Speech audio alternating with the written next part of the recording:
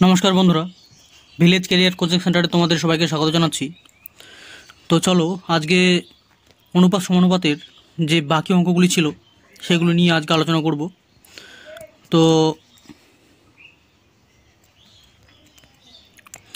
তো আজকে ধামাকাদার ক্লাস হতে চলেছে। তোমরা সবার প্রথমে বন্ধুদের সঙ্গে শেয়ার করে দাও ফটাফট, ঠিক আছে? অন্তত একজন বা দুজন বা যে যতজন পারো অন্তত একজনকে অন্তত শেয়ার করে দাও, ঠিক আছে?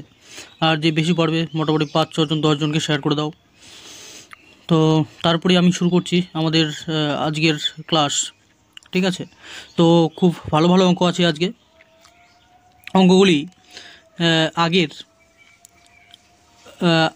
আগের এক্সামে অর্থাৎ আগের পরীক্ষায় এসেছিলো এরকম অঙ্ক আছে আজকে, ঠিক আছে? খুব ভালো ভালো অঙ্ক আছে। তোমরা দেখতে পাচ্ছ পিএসসি ফুড এসআই 2019 এসেছিলো, ডাব্লিউবি গ্রুপ ডি 2017-তে এসেছিলো, বিপি কনস্টেবল 2018-তে এসেছিলো। তো এরকম ধরনের অঙ্ক আসতে থাকবে, এরকম ধরনের অঙ্কই আসবে, যেগুলো করাবো সেগুলোই আসবে। তোমরা চ্যানেলটি যারা নতুন, চ্যানেলটি সাবস্ক্রাইব করে নাও, ঠিক আছে?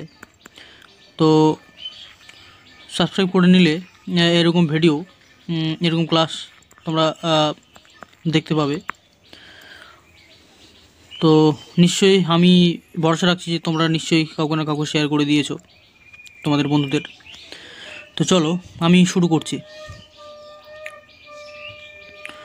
বলছে 49 জন ছাত্র বিশিষ্ট একটি শ্রেণীতে বালিকা ও বালকের অনুপাত 4:3। আচ্ছা, আমি একটা কথা বলতে চাই যে আমি তোমাদের জন্য ভিডিও বানাচ্ছি, অনেক নয়েস আসছে আমি জানি, কারণ আমি মোবাইলে করছি যেহেতু ভিডিও তোমাদের জন্য। তো মোবাইলে তো বুঝতেই পারো অতটা সাউন্ড ক্লিয়ার আসে না, নয়েস আসে চারিদিকে। কিন্তু আমি একটা মাইক নিয়েছি, তো সেটা দিয়ে আমি ভিডিও ছেড়েছি কিছু কিছু ভয়েস দিয়ে, কিন্তু সেই মাইক ঠিকভাবে ভালো ভয়েস আসছে না, কারণ একটা কেমন কেমন যেন শব্দ করছে, মানে চ্যাট শব্দ করছে আর কি, ঠিক আছে? চ্যাট করছে। তো সেই জন্য সেটা বাদ দিয়ে আমি মোবাইলে যতটা পারি ভয়েস কেটে কুটে যাতে নয়েস না আসে সেভাবে করার চেষ্টা করছি। তোমরা একটু যাই হোক, আমরা তো স্টুডেন্ট, তাই না? আমাদের অতটা নয়েস ফয়েস যাই আসুক না কেন, আমাদের অঙ্ক নিয়ে মাথা ঘামানো উচিত, তাই তো? আমরা অঙ্ক নিয়ে মাথা ঘামাই। তো আমি জানি তোমাদের এরকম নয়েস তোমরা সহ্য করে নেবে, কিন্তু অঙ্কের দিকে ধ্যান দেবে তোমরা, তাই না? তো চলো আমি শুরু করছি আজকের অঙ্ক। বলছে 49 জন ছাত্র বিশিষ্ট একটি শ্রেণীতে বালিকা ও বালকের অনুপাত 4:3। যদি 4 জন বালিকা শ্রেণী ছেড়ে চলে যায় তাহলে বালিকা ও বালকের অনুপাত কত হবে? এটা পরীক্ষা এসেছিলো পিএসসি ফুড এসআই 2019-এ, ঠিক আছে? এরকম ধরনের অঙ্কই আসবে, তাই না? তো এটা অঙ্ক কীভাবে সমাধান করব? যেহেতু 49 জন ছাত্র ছিল, তাহলে তাদের অনুপাত 4:3, অর্থাৎ বালিকা ও বালকের। তাহলে 4:3 এদের যোগফল হচ্ছে 7। তার মানে 7 দিয়ে যদি 49-কে ভাগ করি তাহলে 7 আসবে।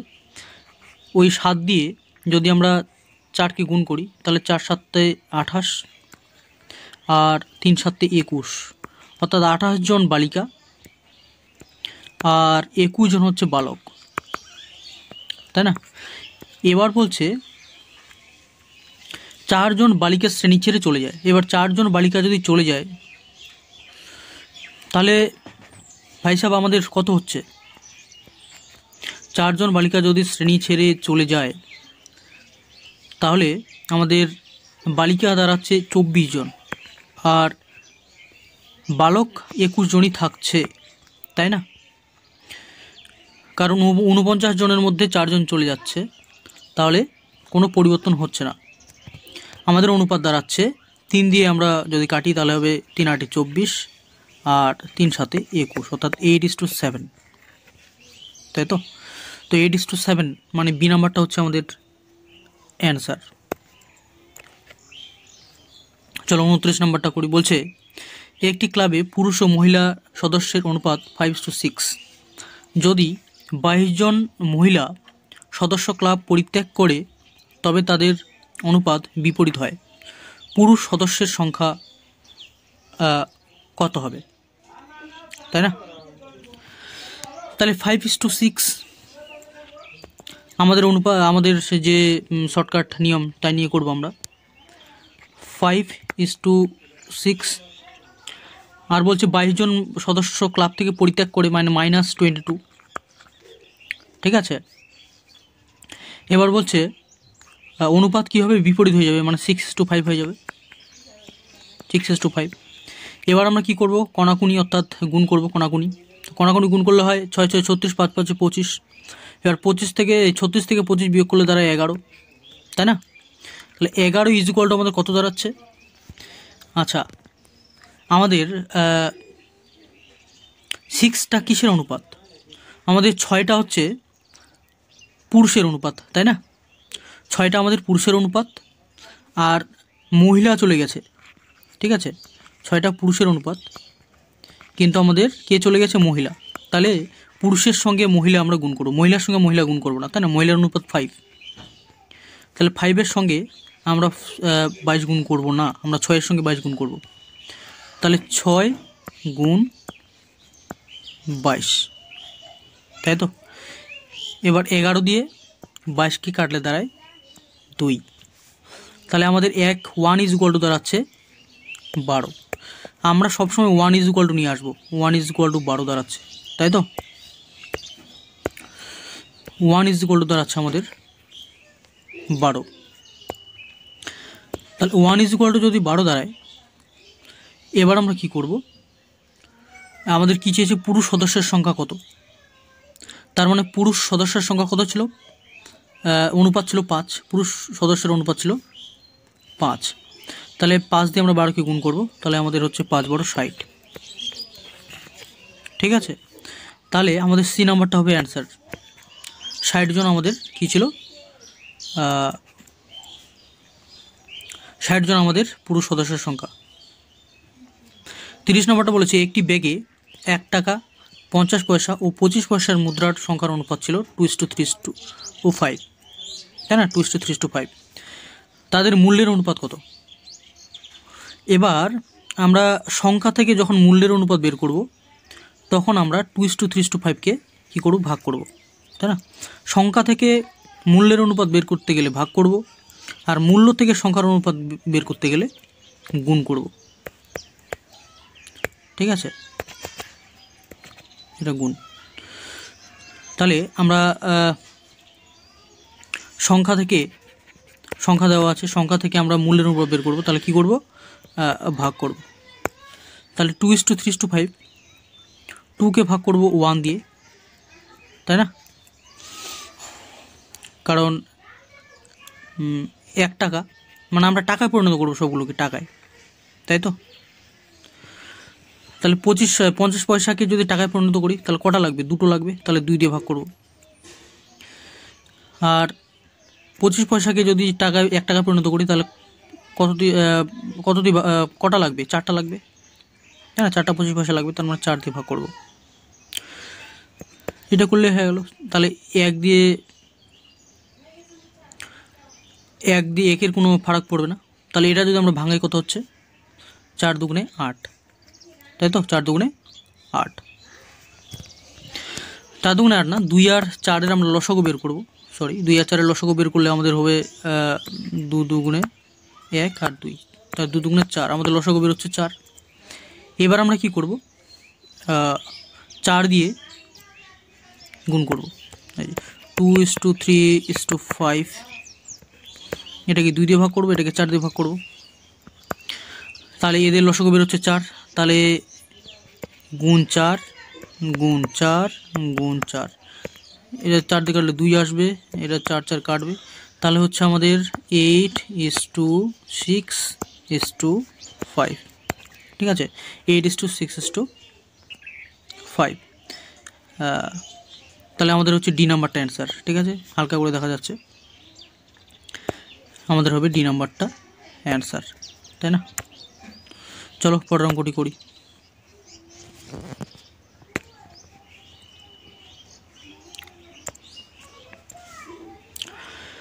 31 নম্বরটা কি বলছে? বলছে 65 লিটার জল মিশ্রিত দুধে দুধ ও জলের পরিমাণের অনুপাত 10:3। ওই মিশ্রণে আর কত লিটার জল মেশালে দুধ ও জলের পরিমাণের অনুপাত 8:5 হবে?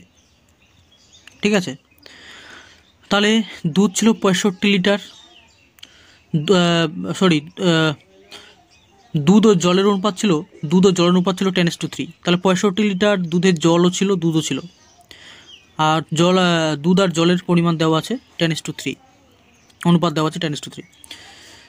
এবার বলছে ওই মিশ্রণে আর কত লিটার জল মেশালে দুধ ও জলের পরিমাণের অনুপাত হবে 8:5। আচ্ছা, এই অঙ্কটি এসেছিল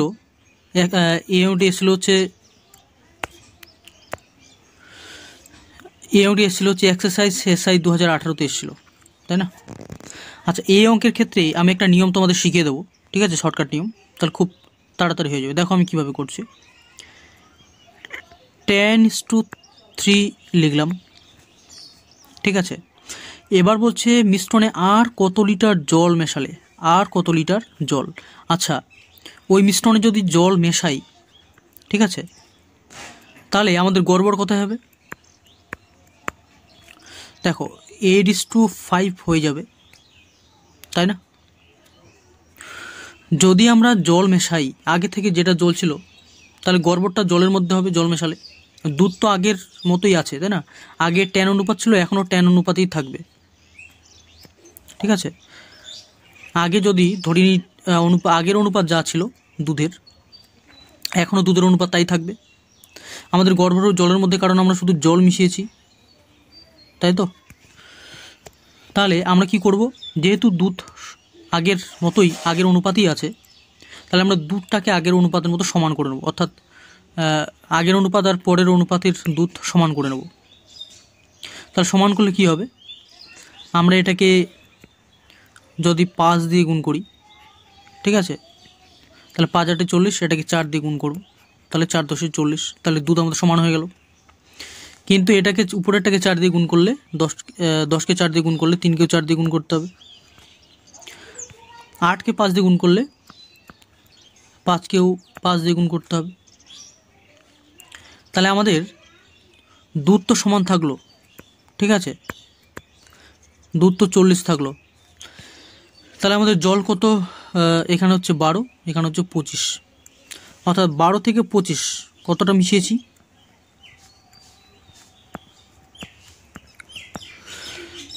12 থেকে 25 বিয়োগ করলে হচ্ছে 13, তাই না? তাহলে এর অনুপাত দাঁড়াচ্ছে 13, ঠিক আছে। আগে দুধ ছিল হচ্ছে 50 লিটার দুধ, 15 লিটার জল, ঠিক আছে। 50 লিটার দুধে 15 লিটার জল। এখানে আছে 40 লিটার দুধে 13 লিটার জল। তাহলে 40টাকে যদি আমরা 50 করে নিই, তাহলে 50 কী করে পাবো? দেখো 40 লিটার দুধে 13 লিটার জল, ঠিক আছে। তাহলে আর 10 লিটার দুধে 10 লিটার দুধে কত লিটার জল, তাই না? আচ্ছা, 40 লিটার দুধে 13 লিটার জল, তাহলে 10 লিটার দুধে 10 লিটার দুধে কত লিটার জল হবে? তাহলে 4 দিয়ে আমরা 13কে ভাগ করব, তাই না? তাহলে আমরা 10 লিটার দুধে কত লিটার দুধ জল পাবো? 4 দিয়ে 13কে ভাগ করলে হবে 3 4 12, 1 নাম হলো 1/4, তাই না? তাহলে 10 লিটার দুধে পাচ্ছি আমরা 3 পূর্ণ 1/4 লিটার জল। তাহলে 40 লিটার দুধে 40 লিটার আর 10 লিটার 50 লিটার হয়ে গেল। তাহলে 50 লিটার দুধে আমাদের কত লিটার জল হচ্ছে?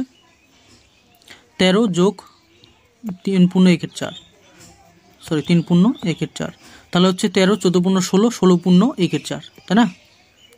16 পূর্ণ 1/4, 40 আর 10 যোগ করবো, তাহলে 50। তাহলে 50 লিটার দুধে জল লাগছে আমাদের 16 পূর্ণ 1/4 লিটার, ঠিক আছে। আশা রাখছি বুঝতে পেরেছ।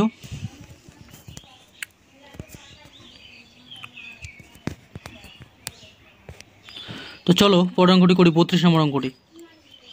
বলছে দুধের সাথে জল 5:1 অনুপাতে মেশানো হলো।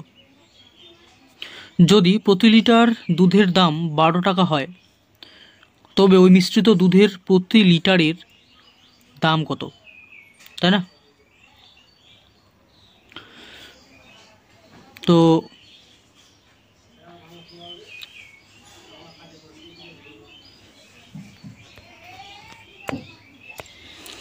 আচ্ছা, যদি 1 লিটার দুধের দাম যদি 12 টাকা হয় তাহলে 5 লিটার দুধের দাম কত? তাহলে 5 লিটার দুধের দাম হবে 60 টাকা, তাই না? 5 লিটার দুধের দাম হবে 60 টাকা। এবার 1 লিটার মিশিয়েছে, 5 লিটারের সঙ্গে 1 লিটার জল মিশিয়েছে, তাহলে মোট কত লিটার? 6 লিটার, তাই না? তাহলে 5 লিটারের সঙ্গে 1 লিটার যদি জল মিশায় তাহলে মোট হয়ে যাবে 6 লিটার দুধ জল, মিশ্রিত দুধ। এবার 6 লিটার যদি দুধ জল মিশিয়ে হয়, তাই না? তাহলে 1 লিটারের দাম কত পড়ছে? 10 টাকা, ঠিক আছে? 1 লিটারের দাম কত পড়ছে? 10 টাকা, ঠিক আছে? এই নাম্বারটা হয়ে যাবে অ্যান্সার। তো চলো পরের অঙ্কটি করি, কি বলছে।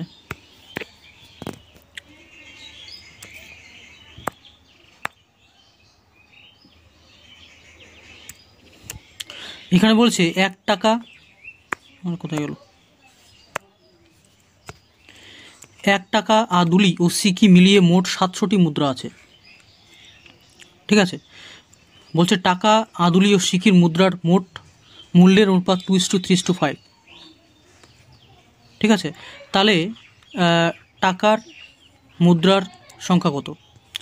তাহলে আমরা কি করব, আমাকে মূল্য থেকে সংখ্যা বের করতে বলেছে, তাহলে আমরা 2 ইন্টু 1 গুণ করবো, তাই না? 3 ইন্টু 2, 5 ইন্টু 4, কারণ সিকি 4-এ হয়, ঠিক আছে? আর আদুলি 2টো লাগে, তাহলে 1 টাকা হবে, আর 1 টাকা তো 1 টাকায় লাগবে, তাহলে 2:6:20, তাহলে 1:3:10, তাই না? তার মানে কত হচ্ছে? 10 3 13 1 14, ঠিক আছে? তাহলে বলছে টাকার সংখ্যা কত? তাহলে 1/14 ইন্টু 700, 14 দিয়ে যদি কাটি তাহলে 5 14 70, আর একটা 0 50, ঠিক আছে? তাহলে আমাদের 1 টাকার সংখ্যা হচ্ছে 50টি, ঠিক আছে? তাহলে 1 টাকার সংখ্যা হচ্ছে 50টি। তো চলো পরের অঙ্কটি করি। এ এবং বি এর বার্ষিক আয়ের অনুপাত 5:4 এবং তাদের বার্ষিক ব্যয়ের অনুপাত 3:2। যদি বছরের শেষে তাদের প্রত্যেকের 1600 টাকায় সঞ্চয় করে তবে এ এর বার্ষিক আয় কত, তাই না? তাহলে যদি ধরি আমরা 5x আর 4x হচ্ছে তাদের হচ্ছে আয়, তাই না? আর ব্যয় হচ্ছে 3y আর 2y। তাহলে 5x মাইনাস 3y সমান সমান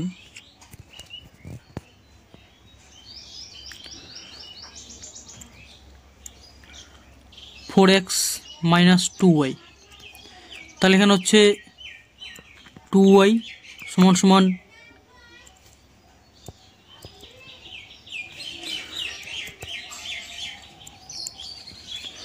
তাহলে আমরা যদি বিয়োগ করি তাহলে x সমান সমান y হচ্ছে, তাই না? x সমান সমান y। এবার বলছে তাদের প্রত্যেকের 1600 টাকা করে সঞ্চয় করে, 1600 টাকা করে সঞ্চয় করে, তাই তো? তাহলে 5x minus 3y is equal to 1600। তাহলে ওয়াই জায়গায় 1 বসাতে পারি, তাহলে হবে 2x ইজ ইকুয়াল টু 1600, তাহলে x ইজ ইকুয়াল টু 800। তাহলে আমাদের x ইজ ইকুয়াল টু 800 বেরোচ্ছে, এবার x ইকুয়াল টু যদি 800 বের হয় তাহলে বলছে এ এর বার্ষিক আয় কত। তাহলে এর বার্ষিক আয় কত, 800কে 5 দিয়ে গুণ করব, তাই না? তাহলে কত হচ্ছে 5 8 40, মানে 4000 টাকা। ঠিক আছে,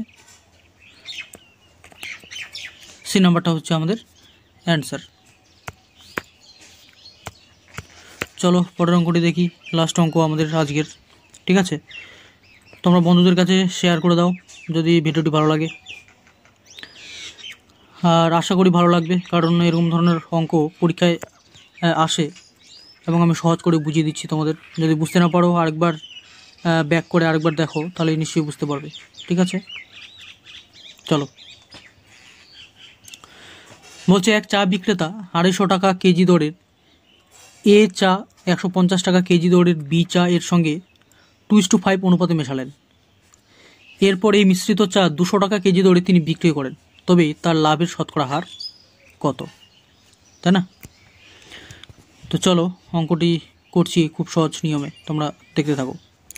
আচ্ছা, তাহলে আমাদের 250 টাকা কেজি দরে 2 কেজি চা মেশালেন, তাহলে 500 টাকা। আর 150 টাকা কেজি দরে 5 কেজি চা মেশালেন, তার মানে 5 15 75, 750 টাকা। তাহলে মোট কত টাকার মেশালেন? মোট মেশালেন হচ্ছে 7 5 12, 1250 টাকার। তাহলে 1250 টাকার চা মেশালেন। ঠিক আছে, এবার বিক্রি করলেন হচ্ছে 200 টাকা দরে 7 কেজি চা, মানে 1400 টাকা, তাই তো? তাহলে 1250 টাকার চা মিশিয়ে তিনি 1400 টাকা বিক্রি করলেন, তাহলে তার লাভ কত দাঁড়ালো? 150 টাকা, তাই না? লাভ দাঁড়ালো তার 150 টাকা। তাহলে 150 টাকা তার লাভ দাঁড়ালো কতর মধ্যে?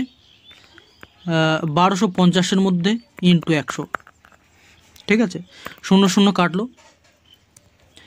এবার 5 দিয়ে যদি কাটি, 5 25 125, 5 দিয়ে কাটলে হবে 30, উপরে 5 দিয়ে কাটলে হবে নিচে 5, উপরে হবে 6, 5 দিয়ে 10কে কাটলে হবে 2, তাহলে 6 দুগুণা কত হচ্ছে 12, তার মানে 12%, তাই না?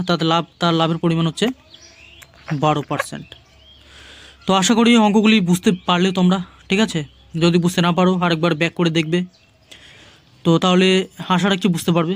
তো তোমরা বন্ধুদের সঙ্গে শেয়ার করে দিও ভিডিও ক্লাসটি, আর লাইক শেয়ার করে দিও, এবং চ্যানেলটির সঙ্গে জুড়ে থাকো সাবস্ক্রাইব করে। আর যদি অফলাইনে আমাদের কোচিং সেন্টারে ভর্তি হতে চাও তাহলে যোগাযোগ করতে পারো 9002354988 এই নাম্বারে। তো চলো পরের ক্লাসে দেখা হচ্ছে। পরের ক্লাসে আমরা প্র্যাকটিস সেট করব। ঠিক আছে, এই চ্যাপ্টারেরই অর্থাৎ অনুপাত সমানুপাতেরই চ্যাপ্টারের প্র্যাকটিস সেট করব, তারপরে আমরা এরপরের চ্যাপ্টারে চলে যাব বয়স সংক্রান্ত সমস্যায়। ঠিক আছে, তো তোমরা প্রস্তুতি নিতে থাকো। তো চলো ভালো থাকো, প্রস্তুতি নিতে থাকো, টাটা।